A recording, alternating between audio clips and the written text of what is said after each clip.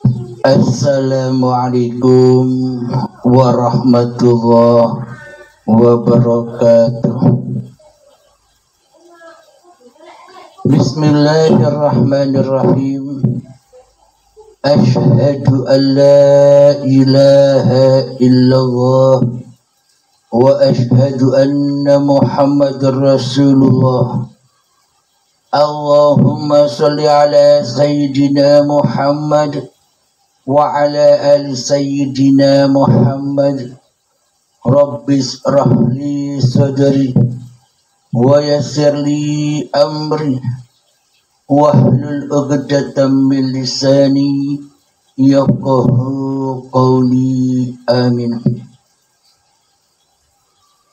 Bismillahirrahmanirrahim.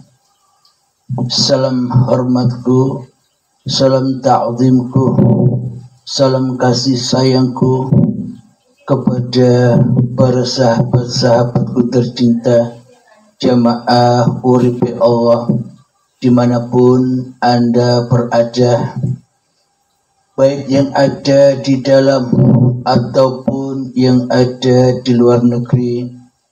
Semoga saya dan kita semua selalu di dalam petunjuk Allah Subhanahu wa ta'ala. Amin ya rabbal alamin. Sebelum kita awali kajian di pagi yang indah ini, marilah kita tetap kemahkan di dalam nyawa, kemahkan di dalam jiwa, kemahkan di dalam hati, kemahkan di dalam roh, kemahkan di dalam uripe Allah kalimat-kalimat thayyibah. Subhanallah walhamdulillah wa la ilaha illallah wallahu akbar wa la hawla wa la quwwata illa billahil aliyyil azim. Alhamdulillahi rabbil alamin. Pada kali ini ada pertanyaan dari sahabat kita. Mari kita dengarkan bersama-sama.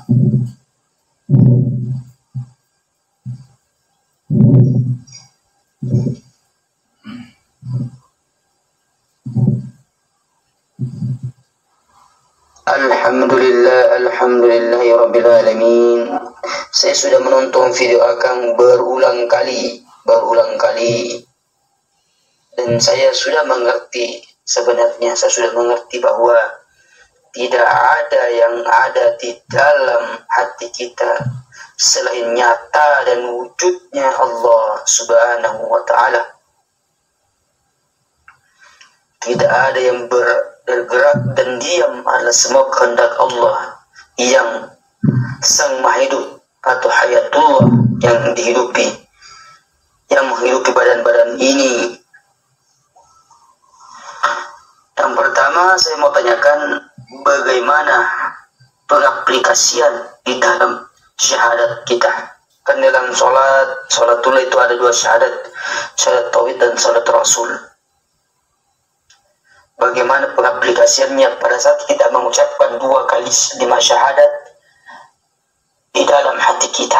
Pada saat kita mengucapkan asyhadu an la ilaha illallah, maka apa yang diucapkan oleh hati kita, apakah dimaknai apa yang kita diucapkan oleh mulut zahir ini, atau dirasakan apa yang diucapkan oleh mulut zahir ini? Bagaimana pengaplikasiannya, Kang Halim? Semoga bisa dijelaskan secara gamblang supaya dalam sholat kami ini artinya murni, nyatalah bahwa sholatnya adalah sholatullah, bukan syaratnya sholatnya badan-badan ini lagi. Terus yang kedua yang saya mau tanyakan, semoga Kang Halim ikhlas dan ridho sama kehendak Tuhan, berbagi ilmu kita dan ma'rifat. Perlu bertanya,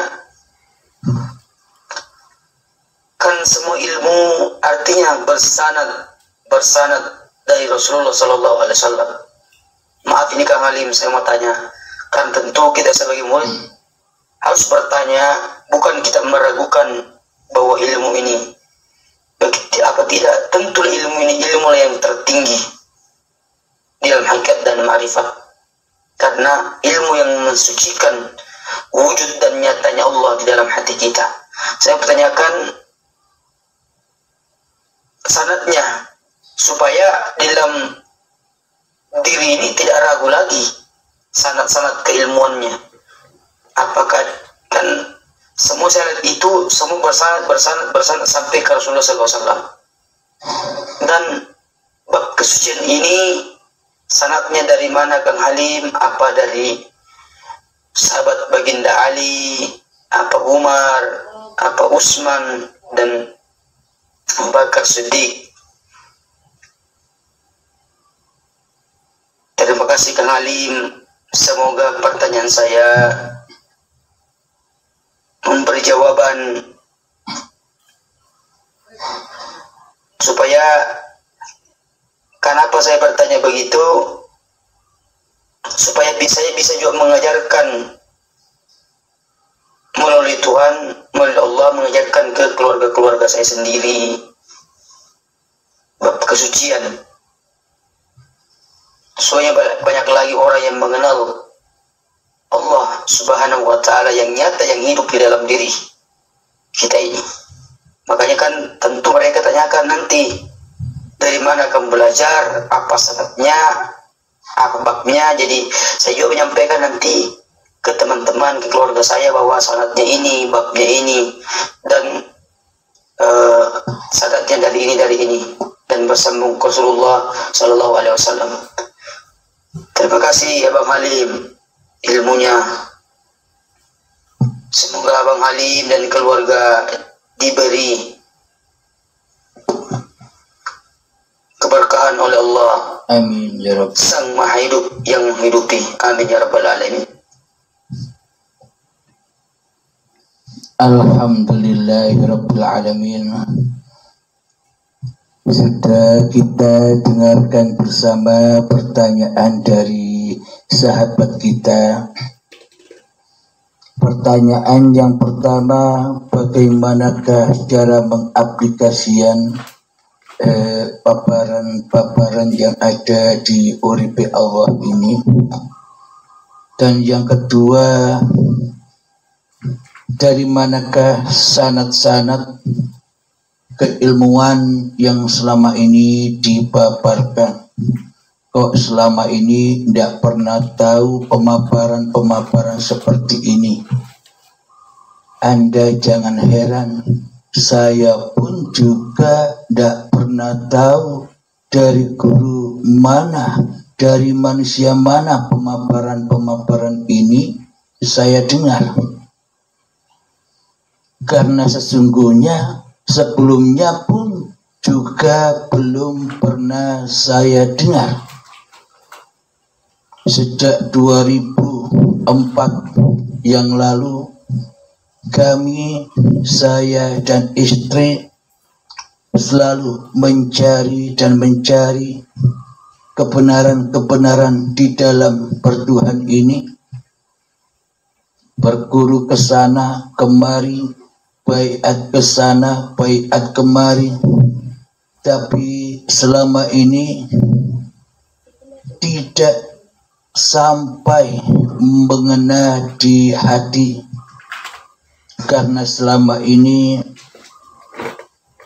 banyak kiasan, banyak sanipan, lambang-lambang saja yang diajarkan, yang disampaikan oleh para guru itu. Sehingga tak satu pun guru bangsa manusia menuturkan, menyampaikan segamblang ini sebelumnya. Alhamdulillahirabbil alamin.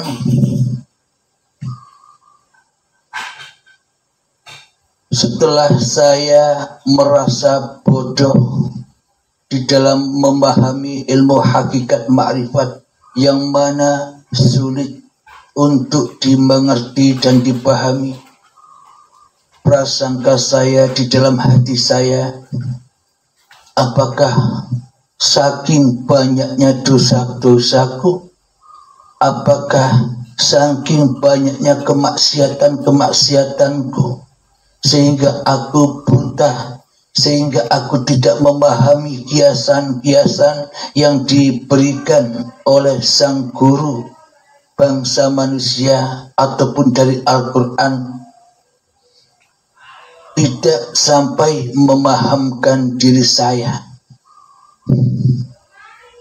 Bahkan kami sempat cemburu dengan kakak-kakak seperguruan yang kelihatannya sudah memahami apa-apa yang dipaparkan oleh sang guru. Namun kami Abdul Halim menyadari kebodohan, mungkin banyak maksiatnya di saat yang lalu, sehingga hati ini sangat amatlah kotor sekali. Alhamdulillahirabbil alamin, dengan berjalannya waktu, ketika suatu saat dihancurkan kehidupan saya oleh Allah, dihabiskan apa-apa yang saya miliki oleh Allah, rumah dihabiskan, harga diri dihabiskan, hutang-hutang tidak habis, malah tambah banyak. Saat itulah saya dibaiat langsung oleh Allah dengan cara diminta semua apa-apa yang aku banggakan selama ini. Diminta semua apa yang sudah saya kumpulkan selama ini. Semuanya total jenderal. Kendaraan motor diambil oleh siapa? Diambil oleh dealernya karena tidak kuat membayar. Kerjaan sudah tidak bisa lagi. Rumah diminta oleh Allah, habis total. Itulah pelajaran hikmah yang teragung bagi diri saya. Ternyata di balik hikmah, ternyata di balik kiamat yang sesungguhnya, apapun yang kita miliki diambil paksa oleh Allah, itulah kiamat. Saat itulah dibangkitkan kesadaran saya bahwa saya ini bukan apa-apa dan bukan siapa-siapa. Itulah hari kebangkitan itu. Kebangkitan dari sosoknya Abdul Halimnya yang dulu merasa dirinya yang wujud. Kebangkitan dari sosok Abdul Halimnya dulu yang merasa diri Abdul Halimnya yang hidup. Inilah kebangkitan, maknanya Abdul Halimnya, oh ternyata Abdul Halim itu bukan apa-apa dan bukan siapa-siapa di sisi Tuhannya. Inilah kebangkitan itu. Bangkit kesadarannya bahwa tiada hal di alam semesta ini kecuali Allah. Tiada hal di alam raya ini kecuali uripe Allah. Jadi itulah yang dimaknai hari kebangkitan. Setelah hari kebangkitan tiba, maka berarti kan sudah melewati alam kematian. Jadi alam kematian itulah pintu syarat utama. Jadi penghancuran hak-hak milik yang selama ini diakui milik manusianya, itulah yang syarat agar diri manusianya buntung, tidak ada kekuatannya lagi setelah dihabiskan total jenderal apa-apa yang kita kumpulkan. Setelah diinjak-injak harga diri, dicemooh, dihina, tapi di balik itu semua ternyata ada hikmah. Allah kasih sayang pada kita semua di balik ujian dan penderitaan itu. Setelah bangkit kesadarannya, berarti kan bukan bangkit Abdul Halimnya. Sementara selama ini pemahaman kita, hari kebangkitan itu bangkit makhluknya, berarti ya bukan hari kebangkitan. Maknanya selama ini kan Abdul Halim tertidur nyenyak di dalam keduniawiaannya, tertidur nyenyak di dalam kewujudan Abdul Halimnya, tertidur nyenyak di dalam kekuasaan Abdul Halimnya, tertidur nyenyak di dalam Abdul Halim merasa hidup dan yang merasa bisa bersandiwara sendiri di atas dunia ini tanpa Tuhannya. Jadi Abdul Halimnya beraktivitas sendiri, Abdul Halimnya merasa bersendirian dengan segala amal dan ibadahnya, seolah-olah hanya Abdul Halimlah yang bisa mengerjakan apa-apa yang diinginkan oleh Abdul Halimnya di hatinya. Seolah-olah tanpa Tuhan Abdul Halim bisa hidup. Seolah-olah tanpa Allah Abdul Halim bisa ngapa-ngapain. Sementara Allah sudah aku bunuh kehidupannya. Sementara Allah sudah aku cabut rohnya. Padahal di dalam Al-Quran, kutiupkan rohku, kata Allah. Tapi mengapa selama ini aku cabut roh Tuhan sebagai rohku, sehingga aku akui roh itu aku. Inilah kebutaan mata hatiku selama ini, sehingga aku Abdul Halim tersesat jauh dari jalan-jalan Tuhanku, tersesat jauh dari uripe Allah yang aku akui sebagai uripe Abdul Halimnya selama ini. Sehingga ku bangunlah solatku, sehingga ku bangunlah ibadah-ibadahku, sehingga ku bangunlah solawatanku, zikiranku, kebaikanku. Oh, ternyata semakin ku bangun solatku, oh ternyata semakin ku bangun ibadahku, oh ternyata semakin ku bangun memperbanyak sholawatan-sholawatanku. Oh, ternyata ketika ku bangun, zikiran-zikiranku, usaha-usahaku, kekuatan-kekuatanku di dalam kehidupan ini, malah aku semakin jauh dan jauh dari Tuhanku. Allah semakin gaib dan semakin gaib. Allah semakin mati dan semakin mati buatku di hatiku. Yang hidup hanyalah aku, yang berkuasa hanyalah Abdul Halim. Sementara Abdul Halim tak butuh Allah.